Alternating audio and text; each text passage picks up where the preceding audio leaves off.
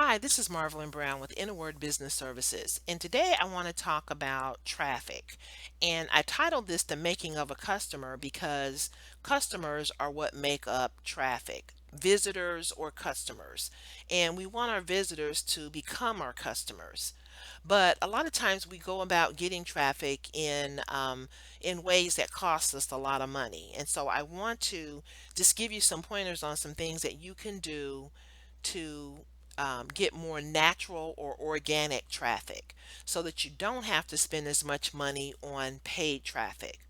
Now, there's some providers out there, traffic providers, that will send you loads and loads and loads of traffic. And they say that this traffic is qualified traffic. Now, it may be qualified at some level, but you want people that are really interested in your particular product, service, or business opportunity.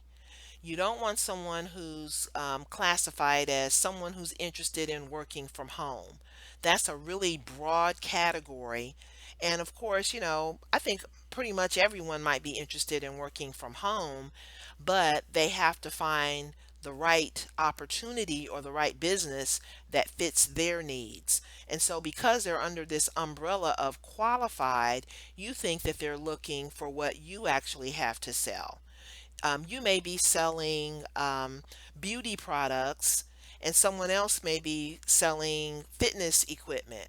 Well, because I want to work at home, and you have an opportunity for to sell beauty products from home, the other person over here might have an opportunity to sell fitness equipment from home.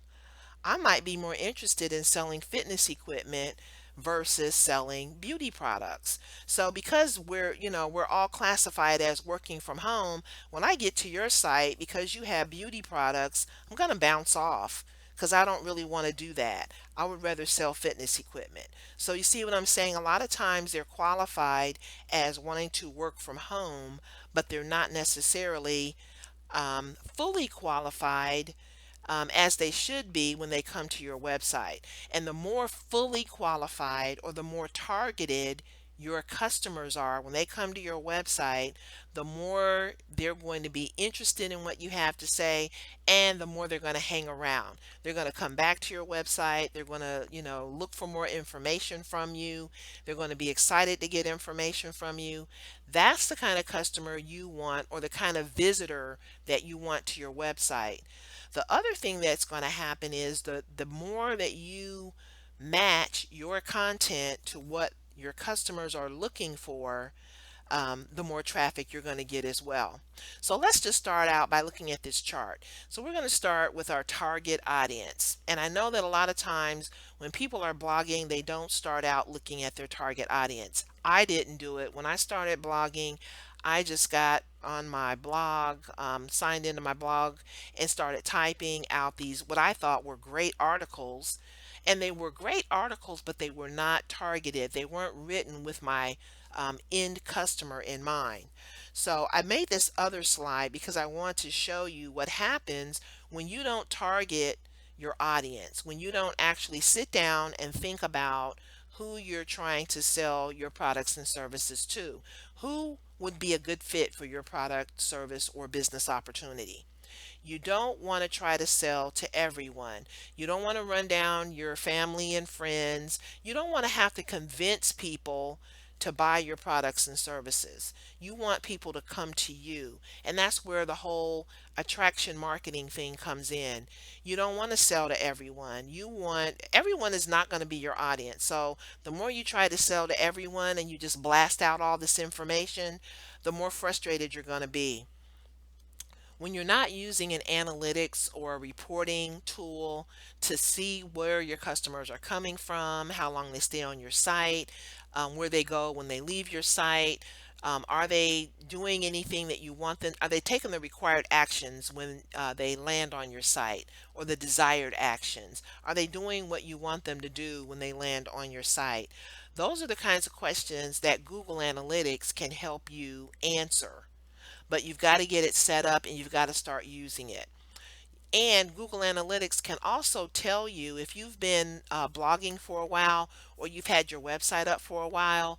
Google Analytics can tell you a lot about your customers. So a lot of the work has already been done for you. You just have to utilize this tool. And so that's the reason that I have a lot of articles and a lot of videos that I've done, and I'll continue to do more videos on Google Analytics so that I can help you understand how to use this tool. It's really not hard to use. It can be overwhelming if you don't take it in bits and pieces. So the basically, when you think about your target audience and when you think about the way that we um, utilize technology to get information, and you think about your own habits, it helps you to kind of visualize the kind of customers you want. Normally, when people have a problem or when they have an interest in something, they start looking for information. And now, because information is right at your fingertips on your cell phone, you can just pick up your cell phone or your tablet, or you can go to your desktop computer and start searching for information. Most of the time, people are using Google as their search engine. So you just go, you start looking for information.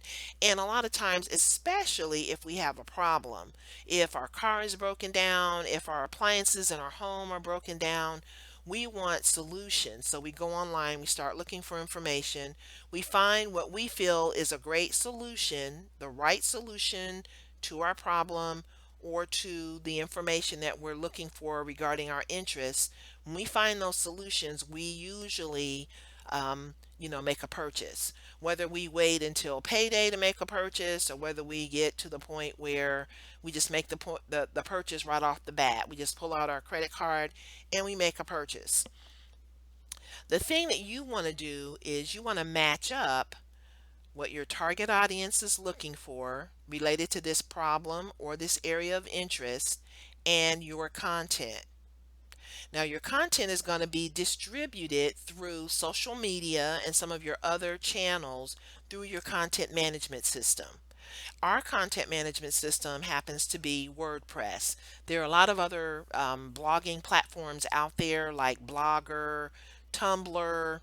I can't think of any others right now, but your content management system is going to need to have the functionality in place so that when your customers land on your blog or your website, they're able to take the desired action. So if you don't have a box on your blog or your website that enables them to leave their email address, you're really missing a lot of opportunities to follow up with them and build a relationship with them later. So when you hear people talking about, content is king, it really is because you can create content in so many different ways. You can do articles, you can do videos, you can do PowerPoint presentations and upload them to a site called SlideShare, and that way you can actually present your information to a lot of people use SlideShare. A lot of businesses use SlideShare. So that's definitely, if you have PowerPoint on your laptop or your desktop, you can use PowerPoint to further expand your message. There's so many different ways that you can distribute your message, but you want that message to be, you don't want to just half create content. You don't want to, when you do a blog post, you don't want it to have misspelled words, or you don't want it to look sloppy. You want it to look well thought out, and you want to provide complete information. And really what you want to do, you've probably heard of people talking about over delivering, and you want to give people more value. You want to give them as much value as possible so that they can appreciate, or so that they will appreciate what you have to offer. You want to stand out from your competitors by providing them with all of that great information. Content is just information. So when you have content on your blogging platform and your customers are looking for information, they're going to be able to find that information by putting in those keywords and going through this process that's outlined here in the middle. And that's the reason why you want to optimize your blog post. You want to optimize every single blog post. And that's the reason why I put together the blog transformation checklist. The reason for that checklist is because you can use that for each and every blog post that you do. You can use it today going forward, or you can also use it for some of your older blog posts. You can go back to those blog posts that maybe aren't doing so great and just use that checklist to, improve upon what you've already done and put in some things that will help your customers to find that blog post a lot easier. When you optimize for your keywords and you find the right keywords that your customers are using when they do their Google search, there's going to be a blog post keyword match. So that means that your blog post, that's your content, and the keywords that your customers are using when they look for information, there's going to be a match there. And that match is going to help your business to receive more visitors and potential customers. So I hope that this information will help you when you're crafting your blog posts and when you're putting together your advertising message. Also look at some of the other articles, and I will reference some of those articles below this video to kind of give you some insight on how you can use Google Analytics, search engine optimization, and your content management system, namely WordPress, to accomplish your goals with your website. So I'm going to close out the video for now. Have a great day and look for more videos from In a Word Business Services.